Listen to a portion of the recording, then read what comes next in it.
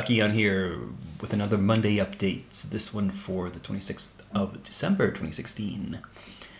I'm just back, well, I came back last night from my travels over the weekend, and as I think I intimated last week, I did not get a whole lot of painting done because I was traveling, and during the week before the holidays, there was not much done either because there were other things to do. So I have to admit, I do not have a single new finished model. What you're looking at here is the progress on a bunch of stuff. The snowmen have had some of their non-white portions painted. I started working on a little bit on the Santa and the Krampus, and I've done some work on the armor of this guy. But nothing more finished, nothing completed. I did start prepping the pirates. I'll show you those next clip. So they've been primed and prepared. But yeah, that's it for this week, unfortunately. There's going to be some more new stuff to show you later on in the video, but yeah, no fantastic progress. But I think I'm gonna make up for it during the coming week. I definitely want to finish all of these guys before the end of this week. So that's my ambition. At least these Christmas themed minis should be done before the end of the year. That's my goal at right now. We'll see if I make it. Anyway, on to the newer stuff. So here's the pirates prepped and primed. A lot of them had to be assembled. For instance, this sword hand, the hand and sword are glued on. And this guy's harpoon and the hand were glued onto the arm. This was a one-piece miniature, as was this. But let's see. And this lady was also a single piece casting. However, this guy had both swords had to be glued on. No, this was one piece as well, I think. But this was a complex assembly. The sword hand, the scabbard, and both wings were separate. So that's 1, 2, 3, 4, 5 pieces. There was a sixth piece. There was a pistol. A flintlock little that I'm not sure where it would go. It would probably be attached to her belt somewhere, but I lost it, and I swear it was not intentional. But it was such a small fiddly piece that somewhere in the cleaning up process it simply disappeared.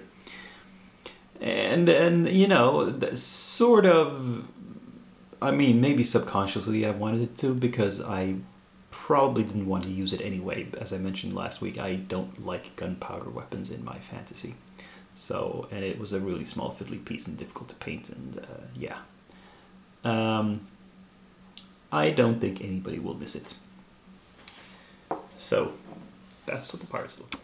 Alright, so what do I want to paint next? Well, I thought I'd continue with the nautical theme. Started with the pirates and do some sea monsters, but I also discovered it's not all Reaper. These are from Hassle-Free Miniatures, and I dug around and I discovered I had a couple of pirate miniatures from them as well. These are specifically this guy, Critium, I don't know if you can tell, but he's a little goblin pirate, and so is Buckle. Yeah, I think you can see him with his little sword there. Those might be interesting. Also from Hassle-Free we have this troll, which is stated to be an aquatic troll. I mean, it looks like any old troll to me, but okay, so it's a sea troll. We'll paint it as such. And then we have all the Reaper stuff.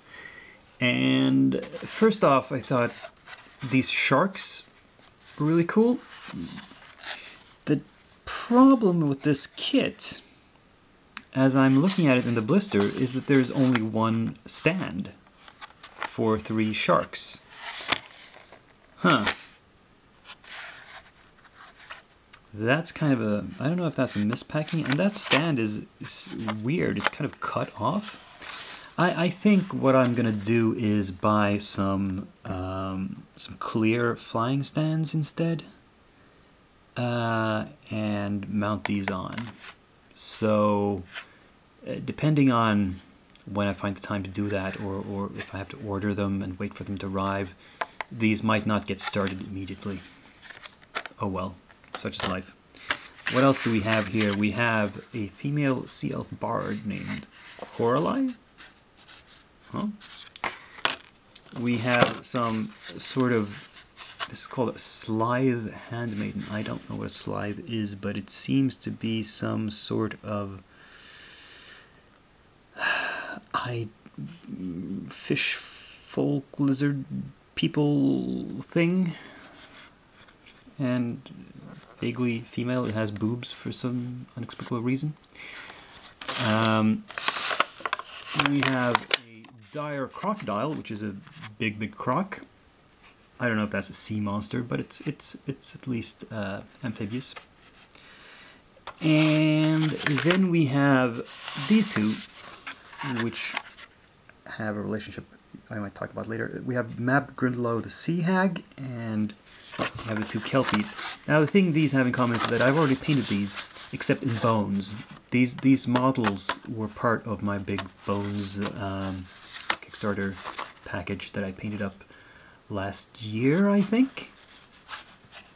And so I do have some idea of what to do with these, but I don't want to paint these exactly the same way because they are metal, they have better detail, so I can hopefully do a better job of them.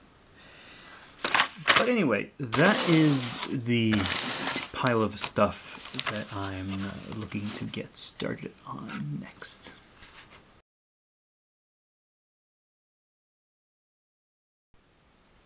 You know, I swear to you, it was not in any way intentional for me to end my purchase numbers for the year on that specific number. It's purely an accident. And the reason it hasn't ticked up more since last week is that this week's arrival that I'm going to show you, which is a ton of stuff, is a Kickstarter that was actually included in my statistics for 2015, because that's when I thought it would arrive. But it's finally here. And this is a game and miniatures called Dracaris. Here we have the rule book. It's a miniatures game. It's a miniature board game, they say, with a very nice full-color rule book. Lots of illustrations. We have some scenery. I think I got this as an add-on. The rest of this stuff is because of the pledge level I chose. And so we have some individual packages here with... I believe the ones that don't actually have packaging are the sort of stretch goal bonus minis. That's why they don't have any official packaging like these guys do, which were included from the start. There's elementals here. There's a fire, water, air, and earth elemental. And here's a character mini that was also a bonus.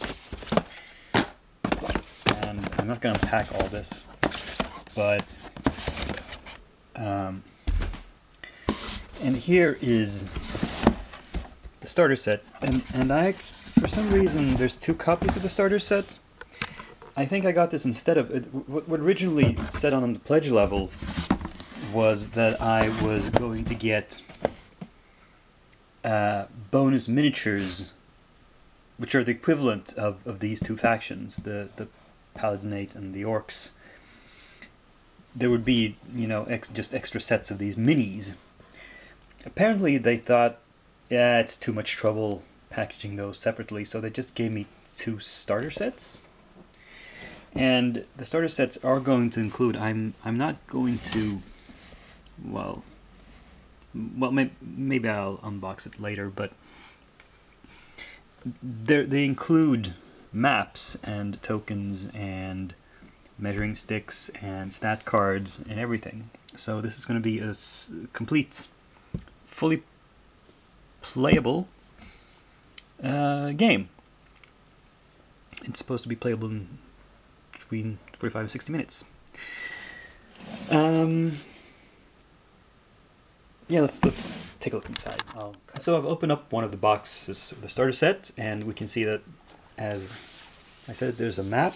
This is a fold-out map, which is, it's actually not just thin paper, it's rather thick stock and relatively large. I'm not going to unfold it all because you can't see it anyway. There's a quick start rule compendium, not that much smaller than the whole rule book. There's a campaign with several scenarios.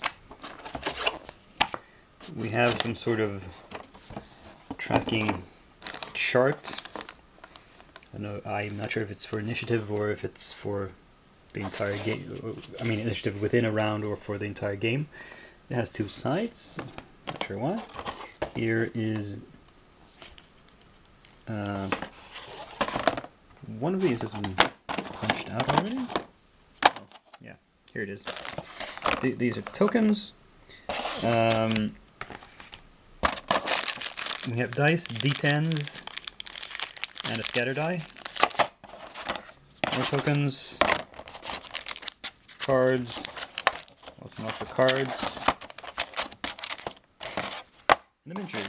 And the miniatures are actually pre-assembled, and they are color-coded. So one faction is green and the other is red. This is so you can get up and play quickly, I assume. And these smaller elementals are great.